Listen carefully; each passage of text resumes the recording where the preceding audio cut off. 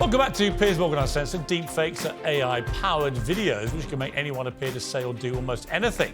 They're no longer the preserve of nerds or CGI experts. Freely available apps can make videos like this in minutes. Hello, Piers. Donald Trump here with a very special announcement. I'm officially endorsing Ron DeSantis to be the next president of the United States. God bless America. Hey, Karen, Piers, it's Kanye West here reminding you that I'm not a shark, just a blowfish, and that there's hope for you too, Piers. Have a great show. Hello, Piers. Elon Musk here talking to you from Tesla headquarters. I know you've wanted me on your show for ages, and sorry to disappoint. It will happen soon, I promise. Maybe on the moon, maybe on Mars, but I promise you'll see me soon. That's actually probably true. It's just a bit of fun, obviously. But it could not be, couldn't it? You can see how that could be really quite dangerous. The real potential is obviously limitless, and that could be a good or bad thing. The power of AI to create and replicate misinformation obviously poses enormous threats to democracy. British Prime Minister Rishi Sunak said AI poses existential risks, while Sam Altman, the boss of OpenAI, recently gave this grave warning to the United States Congress. For a while, people were really quite fooled by photoshopped images, and then pretty quickly developed an understanding that images might be photoshopped. This will be like that, but on steroids. So how safe is democracy if we can't trust our own eyes and ears? I'm joined by the podcaster Kara Swisher and the CEO and co-founder of Boson AI, Alex Smola, and my pack are still with me. All right, Kara, let me start with you, because this is I don't know whether to be incredibly thrilled by AI or absolutely terrified. Where's your mind with it all?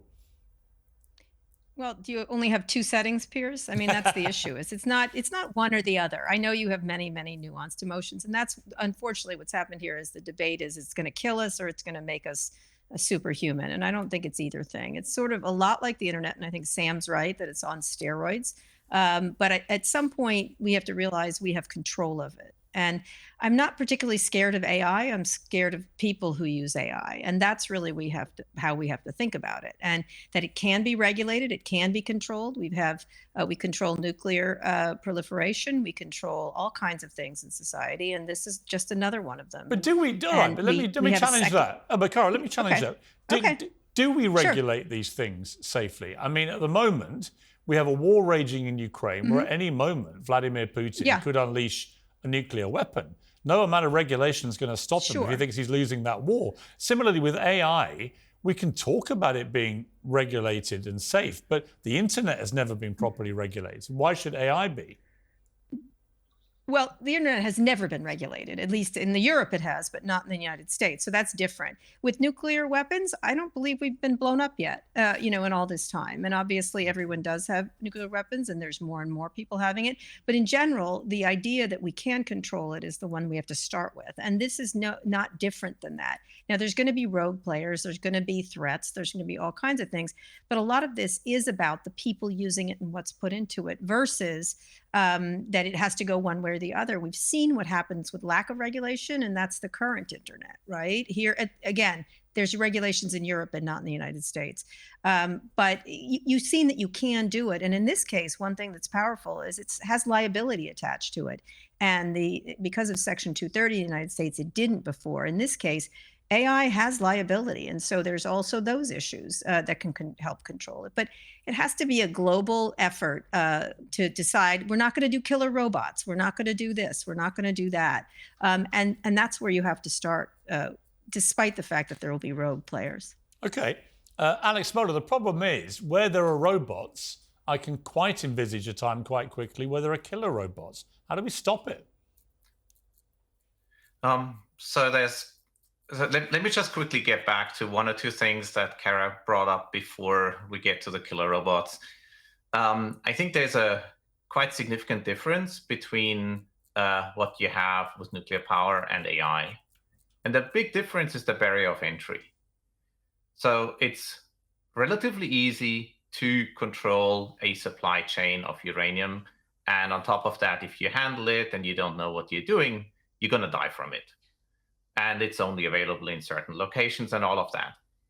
It's very, very different by now with AI tools. So once you have a well-trained model, and there's a couple of really good ones out there, For instance, Meta released something called Llama recently, and this has led to a Cambrian explosion of models. And by now, you can take a Raspberry Pi that costs less than $50, and you can make it generate text. Or you can spend about $1 an hour on, well, basically second-tier cloud providers, and you can run much, much more capable models. And that has just lowered the barrier of entry to using AI tools rather drastically. This is something that would never be possible with nuclear power because, well, the average human would never have the resources to actually build a nuclear reactor in their backyard. But now you can have a teenager buying a computer for $1,000, $2,000 and doing it entirely on his own, or running it in the cloud for a couple of dollars. So that's one of the, I think, key differentiators. And that, fortunately or unfortunately, means that the genie is really out of the bottle. It's going to be very, very difficult to get people to, well, pull back on this just because everybody can do it. But also, it creates more opportunity because leads to a very large creative explosion. Right, okay. Now onto those killer robots. Yeah, can we quickly on killer robots? Yeah, so, I mean, to some extent we have them already. So I guess if you've watched any videos in Ukraine, if you've seen a javelin being launched, right? So this is one of those, okay, I'm probably mischaracterizing it as a rocket-propelled grenade. So it's basically, you know, a rocket that's being launched. It flies towards where the tank is. It flies above the tank, probably detects with some sensors, okay, there's a tank underneath, and then dive bombs straight from the top into it and destroys the tank. And we've probably all seen images of that. Well, there's AI in it. The AI in this case is probably some level of object detection, and then it has a control mechanism and an actuator in it that will make this rocket, you know, destroy the tank. So in that sense, we've had it for decades. And I don't think the fear of, you know, building a killer robot now is going to be that much different. Yes, okay, it's easier, for instance, to track humans. It's easier to also track, well, pests or animals, right? And it's also easier to track weed. This has actually led to improvements in, you know, precision agriculture and farming. But obviously, if you can track and detect something, you can use it for good and for evil. And that's well, again, okay. So again, it comes down to faith in human nature. I mean, Amy, you know, the more I hear about this, the more it comes down really to this.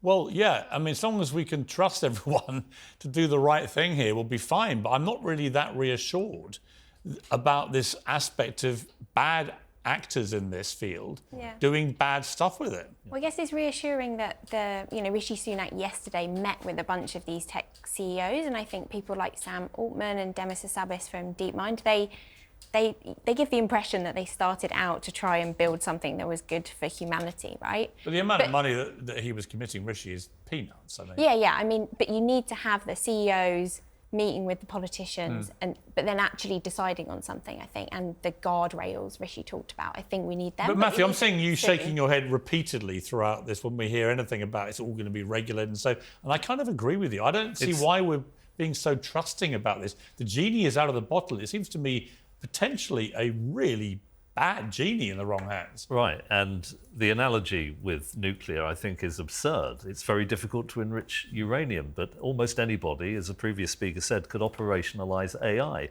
It's all about faith in human nature. I trust a lot of people, but with 8 billion with potential access to this technology, it just requires one rogue actor. And there's always going to be one person or one small group of fanatics who are going to be driven either by illness, mental illness, or a fanatical ideology who will turn on the rest of us. And I do worry, given that we're being quite philosophical here, most scientists believe that there is scope in the universe for other civilizations to emerge. What has always been confusing to them is that we haven't heard from these other civilizations. And it may just be that when a civilization surpasses a technological threshold where it can destroy itself, it becomes almost impossible to put, to use your phrase, the genie back in the bottle. Right. There may be a really profound filter that stops us evolving and developing. I agree. Kara, let's end on a positive note. What's the most exciting thing for you about AI? Well, you know, if you don't like the nuclear analogy, you can think of CRISPR. You can think there's all kinds of things that globally should be regulated together and have been in the past. And it's not perfect. The things I think are exciting: healthcare, education, the two things. The stuff they're doing at Google on protein folding, drug discovery, education, all kinds of information in your hands. Some of the more fun stuff, some around the entertainment could be interesting, but largely healthcare. I think that is really where the real promise is. Talking, you know, your previous guest talked about cancer isn't solved because it can't be solved, it's because it hasn't been solved. And I think this gives us incredible computing power in our hands. So the good news is none of us will die from cancer in 30 years. The bad news is we'll all get killed by killer robots. Maybe. So I guess it's a game of two halves.